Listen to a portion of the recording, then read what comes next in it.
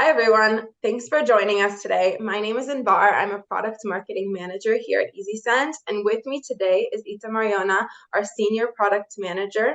And this is EasySend's first feature highlight webinar, and we're really excited to get started. And so first of all, a quick background. EasySend is basically your digital transformation partner. It's a no-code platform that empowers financial service and insurance organizations to transform forms and PDFs and various data and signature intake processes into easy digital experiences. So let's take a quick look at what it is we're going to cover today. So first of all, we're going to dive into what even is the process mapping feature.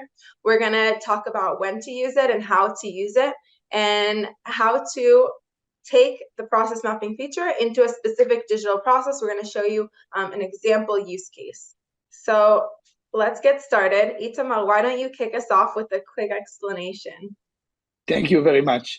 So the process mapping is a new feature that allows us to conceptualizing use case and allow us to scale up the transformation from use case ideation into real production digital process. So using our approach of breaking the process into building blocks that consist this specific process, we will be able to explain what is the strategic overview of the process that we would like to build, and also to touch every aspect and the little detail or technical detail that we need to configure along this process. So really, it's going to help us see the full picture from end to end. It's going to help us visualize the scope of the process and plan for various aspects like integrations and so on and so forth that we're going to dive into. So if you were working manually before, process mapping is going to help you define the scope of the digital process, where it starts, where it ends, who the stakeholders are, integrations, and so on. So let's go ahead and dive into the actual real thing. Yes. So a few more sentences about process mapping before we are diving in is that this centralized canvas allows us to address the IT-driven needs and also the business aspects. So all the stakeholders in the organization will be able to align between them and also to document every part of the process, so we will be able to move forward faster into production. So I'm going to share my screen. We are now in the builder. As you can see, and you're probably familiar with our canvas, you see there is a new tab that's called the process mapping. And using the process mapping, we can start to draft our use case. As you can see, there are several blocks that will be used in order to build our process. Those 7 blocks are located here, and we will get the deep dive on each one of them. So before I'm going to start with the use case drafting, I would like to say that we're going to build here a demonstration of quote and bind process, which usually consists of onboarding and also the quote and bind process itself. It's important to mention that EasySend platform is supporting very complex processes with several integrations and also supporting multiple roles. So we are not limited to develop and support very complex processes. And the process mapping feature allows us to look on the process from strategic overview, so it will be easier for us to build the actual process. So our process by default starting with initiation source. You can see that when I'm clicking on the initiation, I can select the subtype. Each block is having its own subtype. So in that case, we can select out-of-the-box integrations like Salesforce, Dynamics, Guidewire. Let's start with Salesforce. And from here, we can move forward into the next step.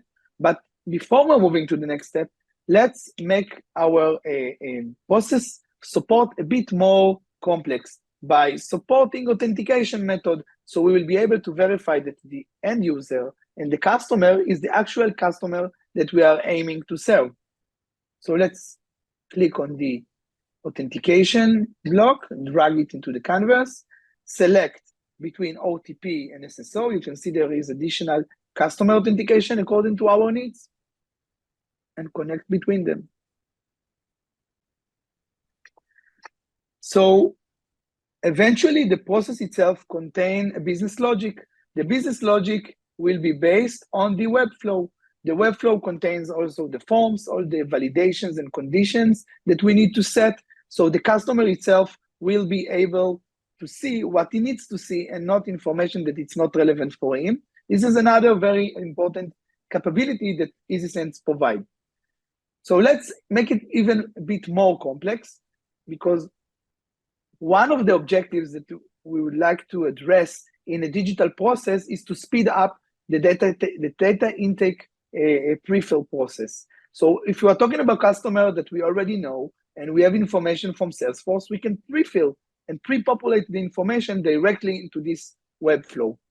So let's click the pre-fill data, connect it accordingly. And since we would like to communicate with the customer, we can choose a specific communication method. Communication method could be email, SMS, and we can indicate it accordingly. So this is a general flow of an onboarding, which consists one role. But let's say that we would like to make it a bit more complex. So we are talking about onboarding, and we are talking about get the information and the relevant information from our customer. And let's say that part of this quote and bind process, we'd like also to get information from the customer spouse. So we can add additional role according to our needs.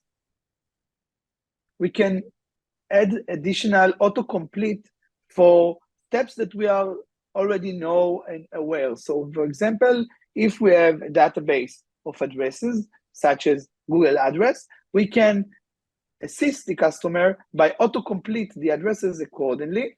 And for that, we're going to use the process enrichment. So we're really thinking of all the ways that we can improve the customer experience, save time, and also get more accurate data, right? Because if you're entering the same piece of data multiple times, one of the times you're likely to make a mistake. So this is a good way to plan to get the most quick and accurate data.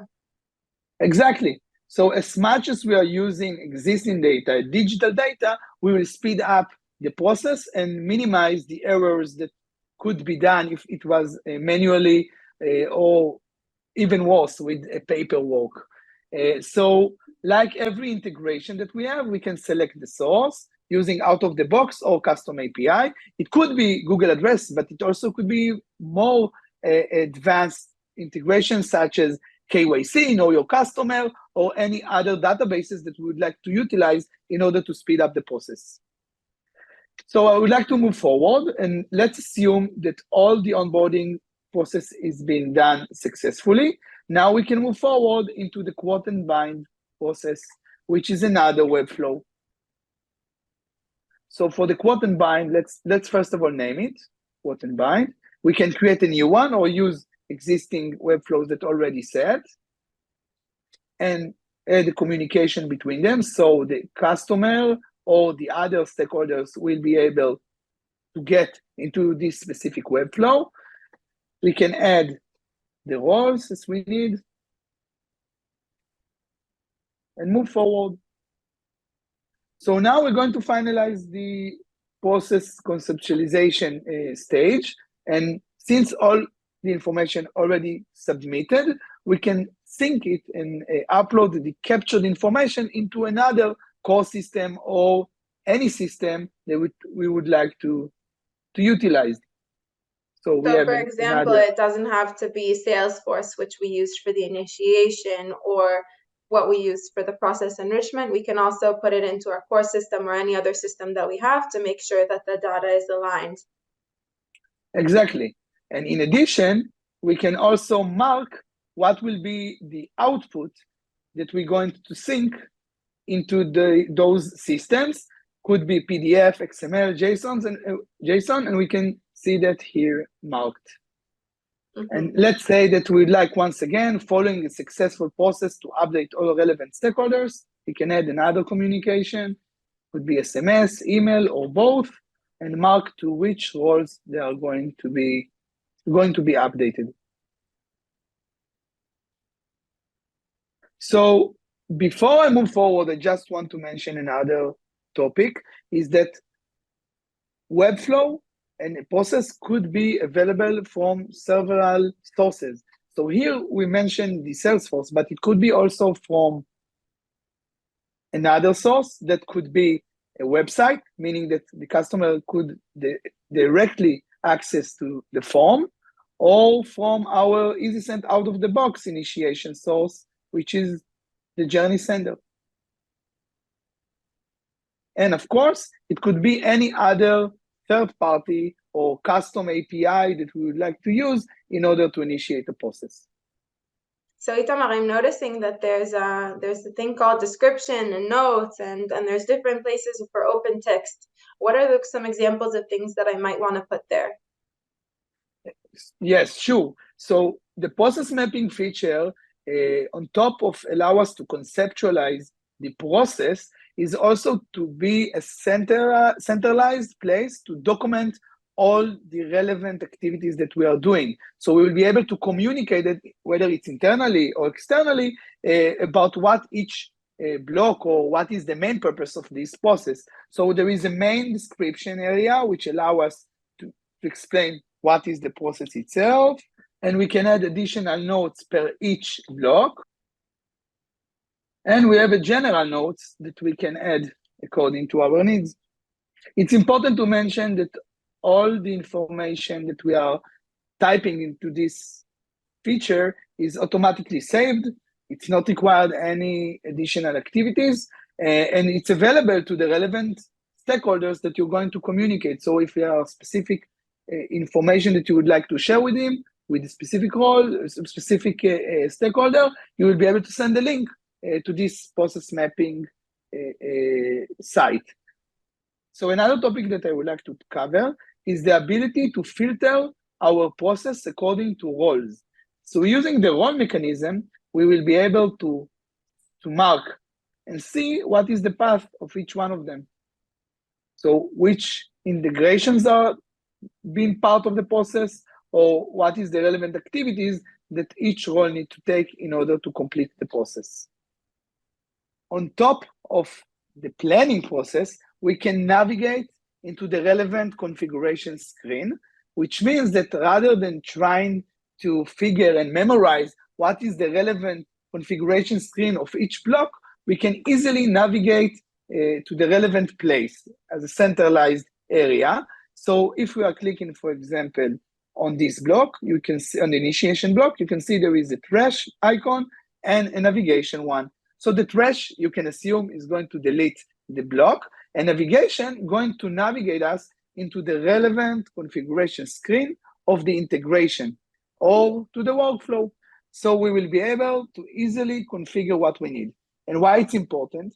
Because we are talking about scaling up and speeding up our process building itself.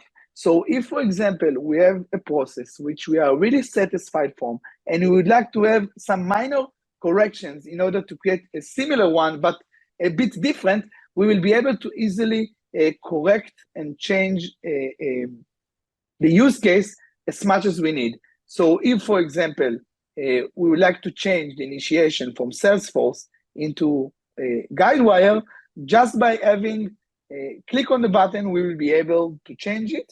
So it means that if you are duplicating this process and having those minor corrections, so you'll be able to scale very quickly the building up of this new process. So the process mapping is very important milestone, an important feature that allow us to move from planning into production easily and in faster manner, and to communicate what we are doing to every relevant stakeholders. So Itamar, thank you so much for that demo. I think that was very clear, and I'm really excited for everyone to start using this feature.